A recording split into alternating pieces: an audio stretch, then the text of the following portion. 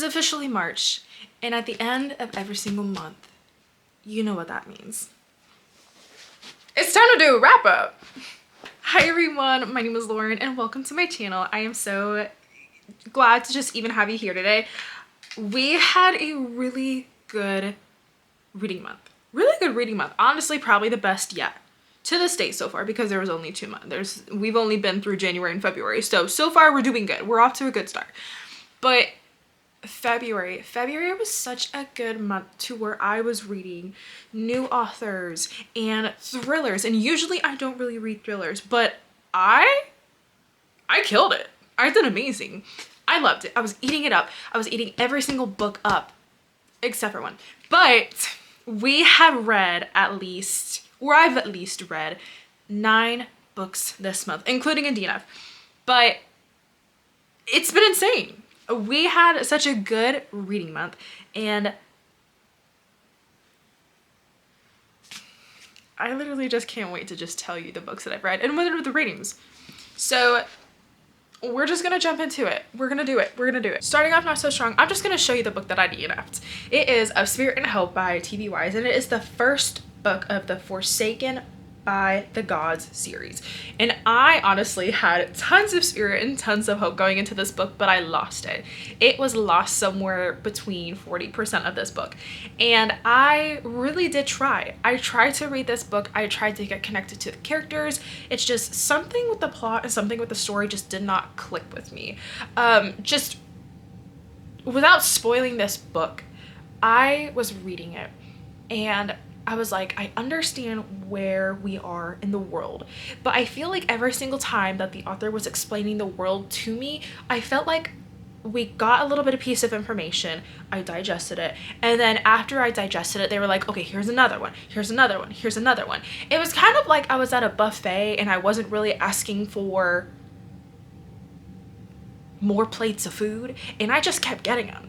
I wasn't even getting up to go get the food. I was sitting down and it was just coming to me. It was like not a self-serve buffet. It was like a buffet that you were getting served. Like a lot. And I was like, okay, all right, maybe I can deal with it. No, I got full off of information and I was like, no more. I need a dip. I'm leaving it. Nope, not paying the check. Gone. DNF this bad boy. But it's just like this book has so much potential and I really wanted to like it, but I just don't think it's my cup of tea. Just the world building, the characters, nothing really clicked with me. I do want to try other books by this author just because I do have a good feeling that this author is a good author, but I just don't think this book really clicked with me. So the world building, the characters, we have Thea, and then we have Nord. And the characters just seemed like they were not connected somehow. They seemed like they were friends of some sort, but they weren't the love interests. I don't know. I was very confused. We just kept getting more and more yet again. We kept getting more and more information. I was like, where is this going? So unfortunately, I decided to just give myself a break and I just DNF this bad boy. Other than that, no thoughts. If you want to try it, do it, but I just don't think it was for me. Love the cover though. Love her. I think it just fooled me. Okay, so the next book on my radar was Finley Donovan is Killing It, and I loved this book. This book wasn't a 5-star read for me, but it was not far off. It was a 4-star read and I ate it up. I was in such a big thriller mood and I was like, you know what? I read maybe like 9% of it in September and I was like, I'm gonna revisit this book. So I obviously picked this book back up and I ate it up. I'm not gonna lie, I love this book. And as soon as I finished this book, I bought the second book. And this is a series. I don't know how many books are in the series, but I know that there's another one coming out in March. I don't know if it's the 5th or the 6th. I could be wrong. But I was reading this book and I was like, this is literally, it's funny, it's cute, it's different. It's basically about a single mom and she is divorced. She has 2 children and she needs cash.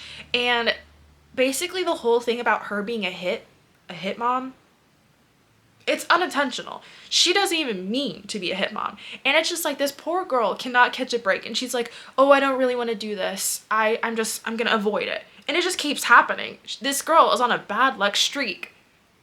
But she is making dough from this street. But overall, this book I would highly recommend to people if you are really into thrillers, mysteries, something funny, something super easy to read. It was really like light on my brain. I didn't really have to think too much into thriller, like this thriller. Usually in thrillers, I don't really want to think of, okay, this is happening, this is happening, this is happening. Just give me the story and let me read it. And if I get it, I get it. But this thriller, I loved it. 4-star, perfect. Literally loved it so much. The next book that I read in February was actually Grady Hendrix' newest release, and it is Witchcraft for Wayward Girls.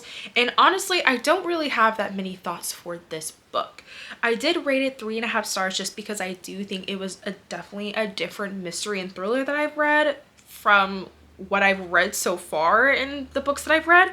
But in this book, basically what this book is about is that it is based off in the time period of 1970. And there are these girls from age, my guess, 10 to 17. It could be lower. I'm not so sure. But these girls end up getting knocked up. And obviously they are unmarried. So the family is like, we're going to send you to this house in Florida and you're not going to have any contact with us until you have this child. Once you have the child, we will pick you up. So basically, the family doesn't want anything to do with them. They're like, you are a disgrace to this family. We're sending you to a house. You're going to stay there until you have this baby and we'll come pick you up later. Peace. So basically that's what happens in this entire book. Girls who are 10 to 17-year-olds who end up getting knocked up get sent to this house in Florida, and they have to wait until they have a child to be brought back into society. And while they are in this house, they are just here with a bunch of other girls, tons of other girls, and they are also in the same boat. So while this is unfolding, these girls come across other girls who are really interested in astrology, and they were chatting about their signs, a little bit of tarot, a little bit of magic, a little bit of witchcraft here and there. But basically these girls come across a book, and it is a book that talks about witchcraft. So they're like, you know, we're gonna treat it pretty bad in this house. Let's see what happens. And then that's where everything goes a little downhill. But other than that, this book really gave me different vibes. I was intrigued in some parts. I was like, okay, what's gonna happen? What's going on with this? Then some parts were a little gray. I was like, I wish we learned a little bit more information about this person or this person. But in the beginning, I got really lost because we not only got introduced to 1, 2, 3, we got introduced to like several girls, and I feel like I didn't really get enough information on them. So other than that, this book was good, but I feel like it could have been better in some portions. It did keep me intrigued. I listened to the audiobook, which made it even better. It felt a little bit more, I don't know. But other than that though, I would recommend it. The next book that I read in February is That's Not My Name by Megan Lawley, and this is a YA mystery thriller, and I rated this 3.75 stars. Now, when I was reading this book, I was really worried that it was going to be a little bit difficult to kind of grasp just because I have never really read a YA mystery thriller, so I was like, let me see how this goes. But it was a super easy read. It was fun. It was anticipating. I was always on the edge of my seat, and I was really wanting to know what was going to happen next. But I will say in this book, something happens in the end, and I was just like, oh my gosh, this is gonna have like, you know, like I was like thinking, I don't know why my brain was thinking, oh my gosh, everyone's gonna literally be happy and fine and, you know, happily ever after. I should just stop thinking that people are gonna have happy endings in YA mystery thrillers. I need to stop reading a lot of romance. But the plot twist at the end got me, and I was like, dang. But now I want to know what happened earlier on in certain parts. If you read the book, if you know, you know. But other than that, I would recommend this book. It was definitely a really good YA mystery thriller, probably the best one that I've read yet for just beginning into or getting into YA mystery thrillers. But yeah. So this next book, I actually almost DNF'd, and I don't really know why I still continue to read this in February, but I did finish it, and it is none other than Wilder Love by Emery Rose. I gave this book a two-star rating, and honestly I feel like I was generous in this. I just didn't really like this book. I wanted to put it down so many times. I was like, why am I reading this? That was just my entire thought process about this book. I was like, why am I reading this? This book is just not hitting the spot. This book is literally going nowhere for me. I feel like if the author had a jar of tropes and they were like, let's pick a trope, they just kept pulling them out of there, and they're like, let's just keep pulling plot twists, let's keep just try to cram every single little thing in this book. I feel like it was if you had like a Reddit online and you asked people, what should I make a book about? But you chose everyone's comment. This is literally what this book is.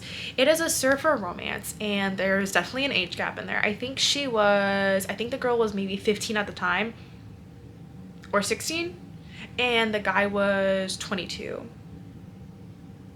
I'm not so sure. I can't remember just because I don't really want to remember. But I don't know. This book just threw me for a whirlwind. The age gap, there seemed like kind of like a cheating trope, not really cheating trope. There was a big time jump. There's time jumps everywhere, and it doesn't really tell you that. It's just like you're talking about the present day, and then they're like, all right, 2 months later, we're going to continue the story. And I'm like, where is this going? So I don't know. I really don't know how to feel about this. I feel like the love definitely standed up to the title, Wilder Love, because it did feel wild, but I feel like this book should have been called Wilder Thoughts, because that's how I felt reading this book. But other than that, 2-star. Would I recommend it? I don't know. I don't know. So these next 2 books that I read in February are actually part of a series from Laura Pablo, and it is the Honey Mountain series. It is the first book, which is Always Mine, and then the second book, Ever Mine, and I loved these. I gave Always Mine a 3.75 and I gave Ever Mine a 3.5. Always Mine is a firefighter romance, and it is a best friends to lovers trope, and then Ever Mine is still a best friends to lovers trope, but more of second chance romance, and this is a hockey romance. So reading these books, I was giggling, I was swooning, it was super easy, I always had a smile on my face. It was just, there was nothing really bad about these books. They were just really easy to read, really lighthearted, really cute, funny. I just ate it up. There's nothing bad about these books, if I'm being honest. It's just the only thing is that I wish that they were longer, and I wish that we got a little bit more information on certain characters and certain key points of the story. But other than that, these books were so swoon worthy to me. They are so refreshing. If you're in a book slump, I would recommend these. If you want a lighthearted read, I would recommend these. If you want something that is just easy on the plot, easy on spice, it's there, I would recommend these. If you do like Elsie Silver, Demi Perry, Laura Pablo, I started reading these, I'm intrigued, and I'm just gonna say these are not the last books that I will be reading from her. I'm gonna be reading a lot more, so I'm just overall so excited about these, but loved them. Probably the best books that I've read from February that I will go back and think of. What was the best thing that I read? The Honey Mountain series. The second to last book that I read in February is Bewitched by Laura Thassela, and I gave this 3.25 stars, and I will say that this book left me feeling a lot of different things. I am not so sure how I feel about this book, just because I feel like there were a lot of gray areas, but I did enjoy it. This is basically a paranormal romance, this is fated mates, this is enemies to lovers, and it honestly has pretty much everything that I wanted. It just felt very different reading this book, and let me explain.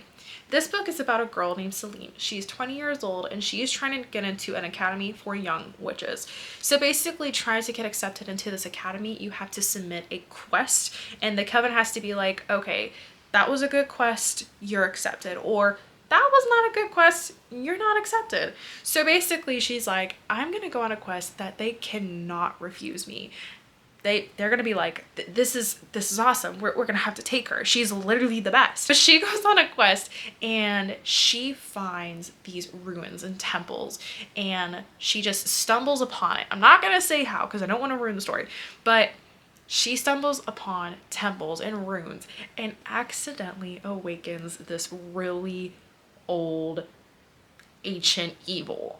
And apparently this ancient evil is apparently a really hot guy who is called Manon the Curse. But she awakens this ancient evil and she's like, I did not mean to do this. And she's like, you know what? Maybe if I can just go back home, everything's gonna be normal. She goes back home. But no, everything is not normal. This ancient evil, Manon the Curse, is like, you woke me up, you cursed me, it is your fault, and I'm gonna make sure that I'm gonna basically take you down, ruin your life, and you're gonna see it. And he's also trying to convince her that they are fated mates. They are soulmates. And she's like, yeah, I don't know you. He's like, no, I swear, you were literally my wife. You cursed me. You put me in the ground. And she's like, no, you got the wrong girl. And he's like, I'll show you. You just wait. So basically in the whole book, we are just trying to find out what's going on. Why was Manon cursed? What happened to him? What is Celine really? What is going on? There are bad things happening around the academy, bad things happening to Celine. There are just so many things happening. And in the end, there's a plot twist. And she's like thinking, you know, surely I couldn't have done anything to this man. I don't get it. Oh, and the best thing about it is that since she is a witch, she actually loses memories when she uses her magic. So that's another thing about Celine. She's like, I have no memory of this. I don't know what's going on. And he's like, you cursed yourself too. And she's like, no, I think I would have remembered that. In the end, something happens. And I feel like it was rushed, but it makes me think, what happened? What happened? Literally, what happened with these people? The entire book, I was like, what happened to them? What happened to them? What's going on? Like, I'm so confused. Was it intriguing? Yes. Did it feel a bit rushed a little bit? Absolutely. But I will be reading the second book because it's giving Damon Salvatore. Damon Salvatore and a little bit of, oh, Bonnie. It does, because of maybe, I don't know, maybe a little bit, but it's giving Damon. It's giving Damon Salvatore and maybe a little bit of Bonnie, maybe a little bit of Elena Gilbert, a little bit around there. But I will say this book was interesting. I'm going to be reading the second book and I don't know, I have a lot of thoughts and questions on it, but I won't go too deep into it if you haven't read it. But would I recommend it? Yeah, sure. But I'm confused. And I bet you're going to be confused too. And then I'm pretty sure we're going to be ending up reading the second book. But yeah, 3.25 stars. Last but not least is Lights Out by Nevessa Allen. I just have one word to say. Wow. Literally, wow. I did not read this book, but I listened to the audiobook and the audiobook was a 10 out of 10 and I gave this book 4 stars. And I loved the audiobook. I was blushing, I was giggling, I was kicking my feet. There was not a dull moment that I was not blushing during the whole entire audiobook. I was eating this up, honestly. And I feel like this is more of a babier version of Haunting and Hunting Adeline, if you've ever read that from H.D. Carlton. But I loved Haunting and Hunting Adeline. I gave that a 5-star, both books. And this was more of a funnier dark romance. It was more lighthearted than Haunting and Hunting Adeline. But I ate this up. So if you do want to get into dark romance, if you want something not as intense, if you want it kind of funny, this is the perfect book to start off with, especially the audiobook. I would highly recommend the audiobook. 10 out of 10. Usually I don't really recommend audiobooks. Usually I don't even really listen to a lot of audiobooks, but that was probably the best audiobook that I've ever listened to. And I would do it again. And I don't really reread books. So 4 stars for this audiobook. 10 out of 10. Highly recommend. And that just pretty much sums up our entire February wrap up, y'all. I read 8 books, only DNF'd 1, and I would say that's pretty good. Other than that, I read a lot of books that I usually don't really read, a lot of authors that I have never really heard of, and I think that I had a pretty good reading month. Other than that, March has a lot of new books coming out, new authors that I want to read, and also new series that I want to deep dive into. But I just hope that March has it's just going to be an even better reading month for me. I want to read maybe at least 10 books by March, just because there are obviously more days in March than February, but we just shall see what's in store for me. So other than that, thank you so much for joining me with this video, and I just hope to see you in the next one. Bye!